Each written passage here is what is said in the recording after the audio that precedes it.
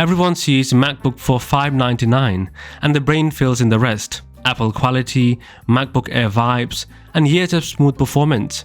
That's why the new MacBook Neo is risky, not because it is bad, but because it looks like a bargain that can quietly become the wrong buy. The catch isn't one huge flaw, it's a stack of small costs that only matter once you live with it. By the end, you'll know what the Neo really is, the one spec that decides your experience, and the warning signs that tell you to buy it, skip it, or step up. Here is what the MacBook Neo actually is. Apple's new entry-level 13-inch MacBook built to be the cheapest way into Mac OS. It was announced March 4th, 2026, and it starts at just $599.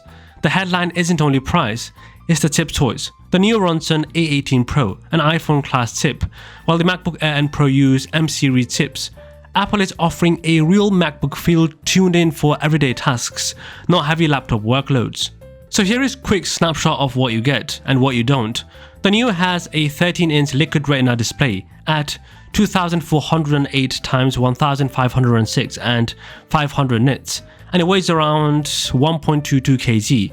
Inside is the A18 Pro, 2 performance cores plus 4 efficiency cores, a 5-core GPU, and a 16-core neural engine. So the base model comes with 8 gigs of unified memory, and it is fixed. Storage is 256 gigs or 512 gigs, and the odd part is that Touch ID is tied to the 512 gigs model, not the base.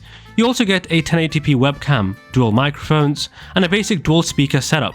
Battery is 36.5 watt-hours, with Apple claiming around 11 hours of web browsing and 16 hours of video playback. Now the cuts. You get 2 USB-C ports and a headphone jack, but one USB-C is USB 3 and the other is USB 2. There is no Thunderbolt, USB 4, no MagSafe, the keyboard isn't backlit, the trackpad is mechanical, not haptic, and because you only have 2 USB-C ports, the moment you charge and plug in an accessory, you're already doing the dongle dance. Picture a normal day, you're charging, you plug in a USB drive, and you want a mouse or HDMI adapter with only 2 ports and no MagSafe, you're instantly juggling hubs, cables, and compromises just to work. The X factor is the fixed 8 gigs of unified memory. Ports are unknowing, but memory decides how a laptop feels when you're juggling real life. Unified memory is shared by the CPU and the GPU. So it's tabs plus video calls plus whatever else is open. If your use stays light, 8 gigs can feel fast. If your use grows, 8 gigs becomes the ceiling you hit first, and you cannot upgrade it later. That's why the Neo can feel amazing for week number 1 and then slowly feel tight 6 months later when your workflow expands. So what does it handle in real life? Normal use is a sweet spot. Browsing, docs, email, streaming, note-taking, PDFs and online classes, light photo edits, basic slide decks, casual music work, and simple school projects should be fine. The A18 Pro has strong single-core speed, so everyday clicks and app launches can feel snappy. If you're coming from an older Intel laptop, the Neo will likely feel quieter and cleaner. Heavy use is where the illusion breaks. Multi-core and graphics are much slower than an M5 MacBook Air because the A18 Pro has fewer total cores and a smaller GPU. That shows up in long video exports, big photo libraries, lots of layers, 3D work, and serious multitasking. And because the Neo is fanless, sustained heavy work may throttle, silent but slower than you expect. If you need to plug in fast external SSDs for editing, the missing Thunderbolt USB 4 also matters more than you think. So here is the simple filter. If you regularly ask, can I edit, can I code, or can I keep everything open all day, the Neo is already a big gamble. So who's it for? First-time Mac users and budget buyers who want a reliable everyday laptop, students writing essays, families sharing one single computer, and people who mostly live in a browser. It's for someone who values battery life and a premium feel more than raw power, and who doesn't need a desk full of accessories. It also makes sense for schools because $599 and even cheaper with education pricing is finally in the bulk purchase zone. But then, who's it not for? Creators, power users, and anyone who buys a laptop hoping it will grow with them. Also, Not for people who already feel their current laptop is slow because they multitask a lot, or anyone relying on fast external drives and docks. Telltale signs you should skip. You've wished for more RAM before, you use external storage often, you regularly connect a monitor and accessories, or you work in the evening and depend on a backlit keyboard. So why does this particular item exist? Because Apple wants the bottom of the market without discounting the MacBook Air. The Neo fills the price gap and targets students and budget shoppers who would otherwise buy Chromebooks or cheap Windows laptops. It is also a gateway into Apple's ecosystem. Get you into macOS today, and the upgrade path later becomes the Air, then the Pro. Apple gets a new customer and you get a smooth experience until you bump into the limits and start eyeing the next rung.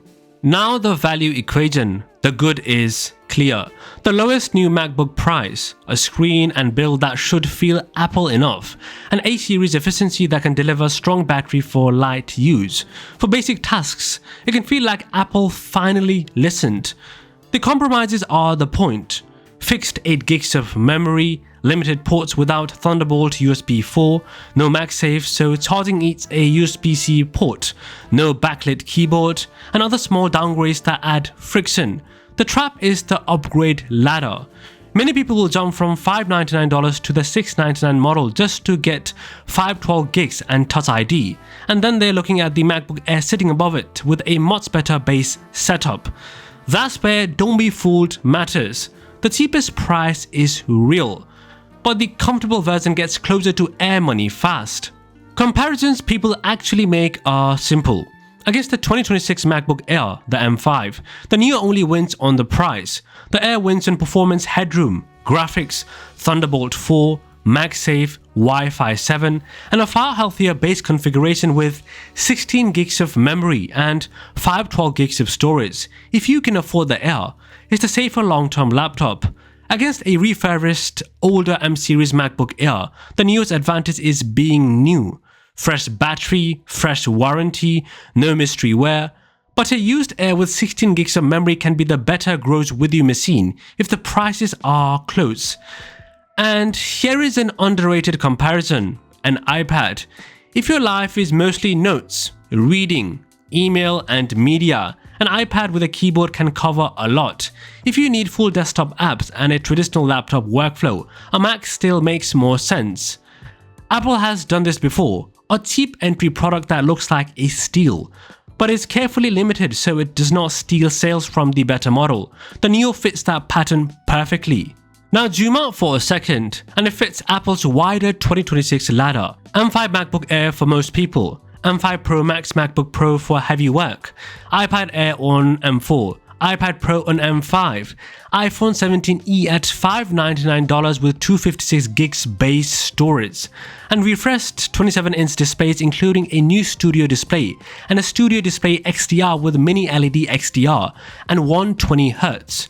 Apple is widening the range, cheap entry points on one end, premium upgrades on the other. So my verdict, the MacBook Neo is a smart buy only when your needs are genuinely basic and you accept the limits up front. If you're a student doing documents and browsing and you want the cheapest new MacBook, go for it.